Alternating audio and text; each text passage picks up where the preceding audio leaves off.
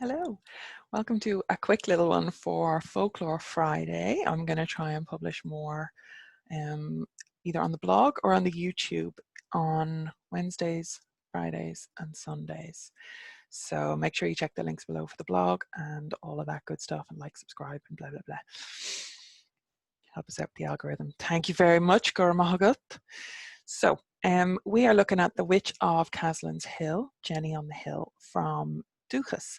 And this is an interesting one. We often have within the, I'm just going to share the screen here, we're looking at Duchas as usual for our folklore, because it is the best place to gather our Irish folklore.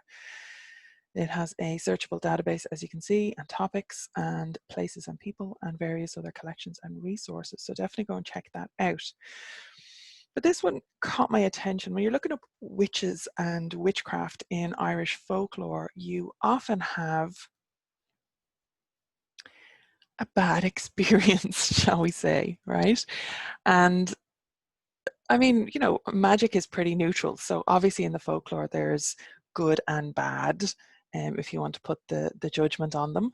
And most often we do see that the term witches and witchcraft is definitely associated with people who are more on the negative side of things as regards to the general population, right? Now that's not always saying much with regard to their actual character. But anyway, this one was interesting because it's from County Roscommon and it's The Witch of Caslin's Hill, and it's called Jenny on the Hill. And it just kind of struck me straight away that there was more to this story, right?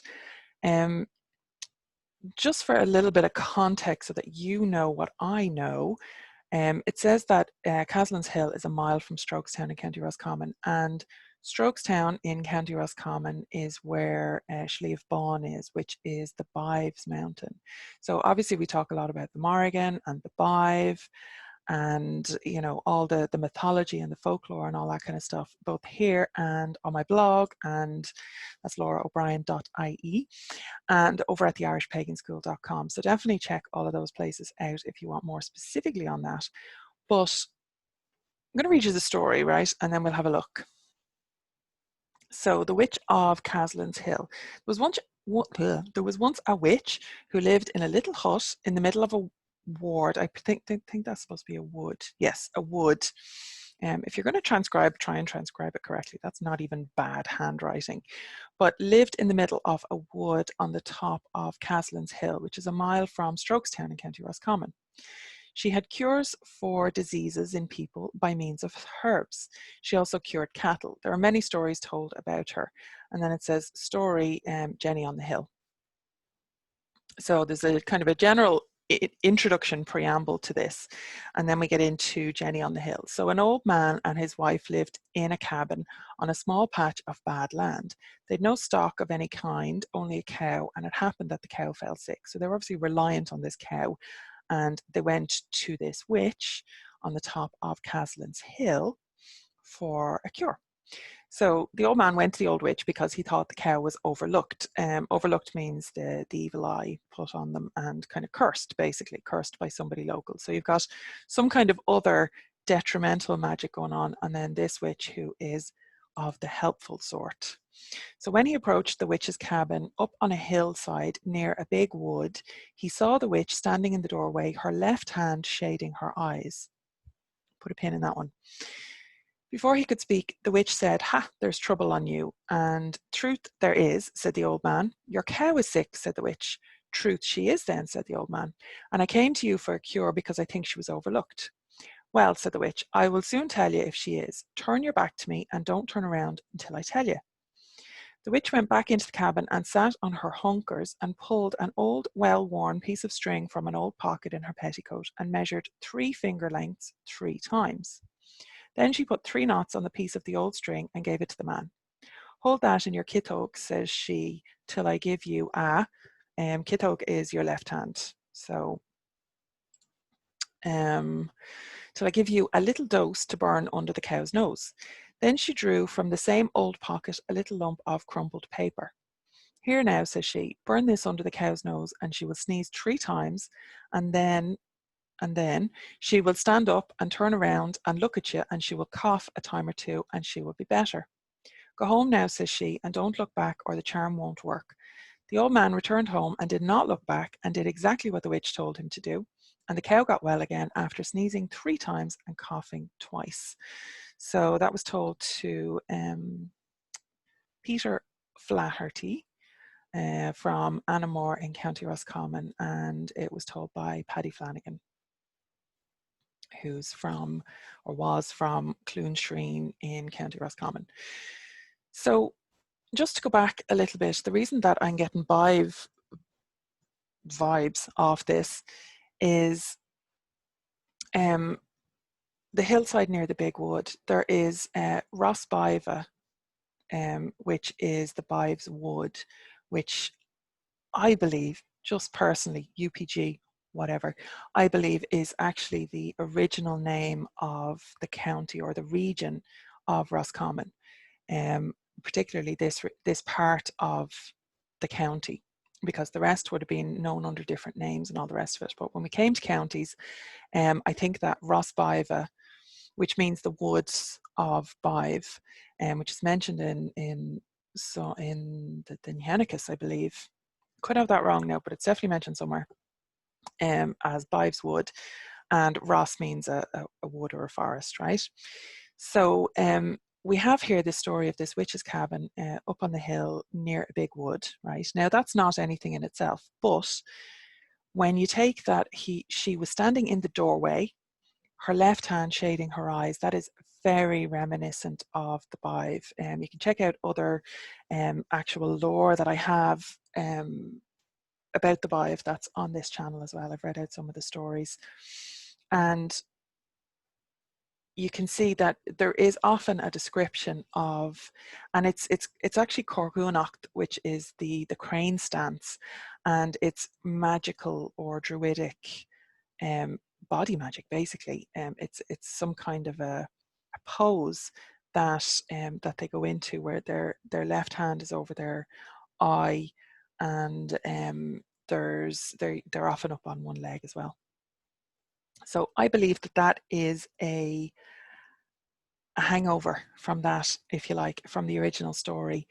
And the idea of the Bive being connected to healing is not necessarily, I mean, not necessarily, I suppose, within the Bive's mythology specifically, but the reason that I'm getting those vibes off this story is because, you know, powerful, magical goddess on a mountain beside a wood doing the Corgunacht, and it seems to be a pretty complete description. We don't know what was on the paper, but a pretty complete description of like traditional magic as well. So there's definitely connotations correspondence rather, between magic and you know, being able to have control of that kind of stuff with the Mórrígan, her sisters, her aspects, whatever you want to call it, whatever you're having yourself, I suppose.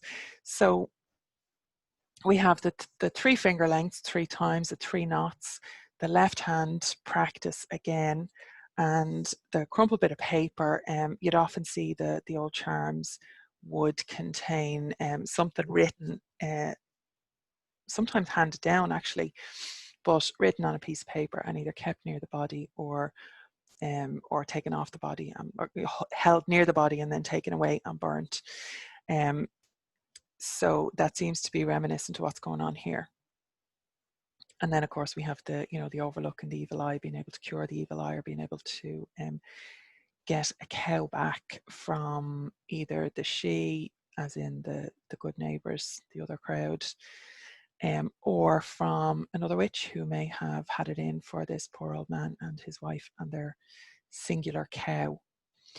So as with a lot of the folklore, it looks like the older practices, you just kind of get a sniff of it, like a burnt paper smell in your nostrils, and you might give an owl sneeze and a cough, and something good might come out of it.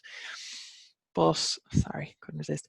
But yeah, you've got this folklore that was written down in the 1930s, I think it is. I finally have that in my head, that's when the school's collection was gathered here in the manuscripts first, and then obviously put onto microfiche first in our libraries. That's how I first had access to them, and since put up online, and then even later and more recent, having the transcriptions done by volunteers actually. So feel free to go in and volunteer to transcribe, just you know, do it carefully. But oh yeah, and that's a common one actually with Biddy Early and various other good witches, that you wouldn't be able to look at them. So don't look back or the charm won't work is a very common one. When you're leaving a witch's cottage, you're not supposed to look back. So all of those things would definitely speak to me of actual folk magic practices, even though it's being told just as a quaint story here at this point in our history. I think that there's a lot more into it, between the actual magical practices, possibly the protection or relations with the good neighbours, maybe, again, as common elements, or protection against other forms of magic or witchcraft that wouldn't be out for with your best interests at heart. And even then, as I said, right back to the mythology with the potential of a connection there with the Badb. So I never actually finished the Roscommon. Roscommon is, it technically translates as the woods of Common, which is a bishop. And I think that is kind of a classic example of a religious figure being slapped on top of Brosbaiva, which would have been, I believe, the original name of the county or the area, the region, definitely. So go and look up the Badb lore on the channel, and there's loads more folklore as well. Have a look for the Folklore Friday or the Fairy, Faith and Folklore or something playlist. I'll have it linked in the cards or the end screen or some shit, I don't know. And make sure you are on the mailing list, and you will get notified whenever we have a new resource for you, like this, or stories, or questions being answered, or various other bits and pieces, or the blog as well. So you can definitely subscribe here, and you'll get updates. If you hit the bell for notifications, you'll get updates every time I post a new video. But if you don't want to miss the blog stuff as well, make sure you're on the mailing list, okay? So slán go fóill, and I will see you in the next video. Gar mágat.